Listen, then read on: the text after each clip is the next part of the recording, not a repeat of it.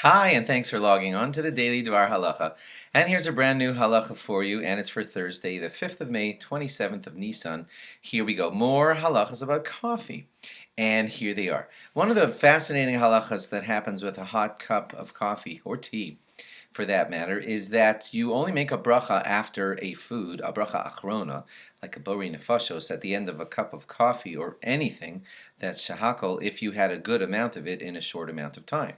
Like if you've just been taking tiny sips of water all day, but never had 3 ounces straight, then you never really had like a good chance to make a bari nefashos because you never really had a drink of water. A drink is called a couple of ounces in a gulp. That's called a drink. Now, this sometimes happens, unfortunately, with a hot cup of coffee. It's so piping hot that you sip, sip, sip all the way to the bottom of it, and you become ineligible for a bori nefashos at the end of a cup of coffee. Or you might be questionably eligible for a bori nefashos, and being questionably eligible is actually bad, because if you don't make it, you're skipping a bracha that maybe you should have made. And if you do make it, you might be making a bracha that you shouldn't have made. Do you get what I'm saying? Having a situation of doubtful bracha is bad because making it could be a problem and not making the bracha could be a problem. Therefore, a good thing to do at the end of a hot cup of coffee is to make sure to have something at the end of it that makes you worthy of a bori nefashos, of an after bracha. Either make sure that some of the cup is left at a time when you can drink a couple of ounces down in one shot. The bori nefashos will go on that.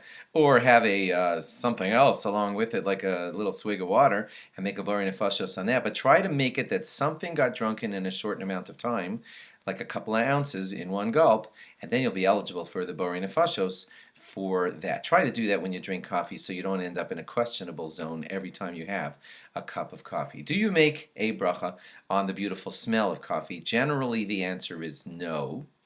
However, if a person unusually just opened a can of coffee, a jar of coffee, just because he wanted to smell the delicious coffee, and on purpose said, "I want to smell coffee," then he might be eligible for making the bracha. The bracha, if he's eligible, would be Hanosein Reach Tov Baperos, blessing God for giving a good smell into our fruit, and what you would say on the smell of the coffee beans.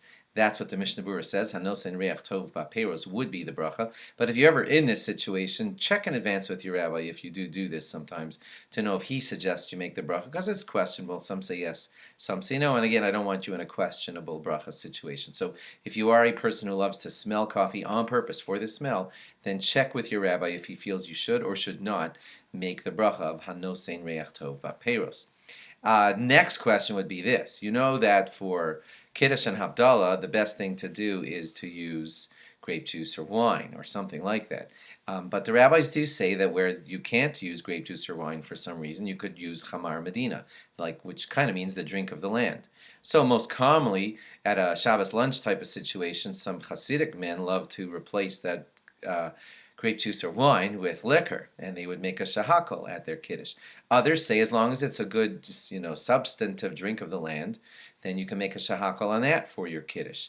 And could coffee be that chamar medina? Could coffee be that drink of the land for your kiddush? So some say it's questionable. I'll tell you why it's questionable. It's because there's nothing much in a cup of coffee other than, really, it's just water. It's water that just got some flavor, strong flavor albeit, but it's flavor of coffee beans, but it's really just water. So to call that chamar medina, the drink of the land, is a little questionable, and not everyone feels that coffee would hit it. So if that situation arises, that too is something that you should check with your rabbi. You can never use coffee or liquor for your kiddush on Friday night. That's a situation where grape juice or wine would have to be used, and if you don't have grape juice or wine, you'd have to make kiddush, believe it or not, on the challahs. That's a whole other story, but coffee cannot be your kiddush drink on a Friday night. And lastly, you know that the halacha is that you're supposed to try to not eat or drink anything after your shalosh seudos and before Havdalah. If a person needed a sip of water, that would be considered okay. Can he have a sip of coffee before Havdalah and after the shalosh seudos benching and all that? The general answer to that is no. Sip of water if necessary, but drinks of coffee before Havdalah, generally we answer no to that for a good, healthy person. Thanks for logging on, and log on again tomorrow for more. Bye-bye.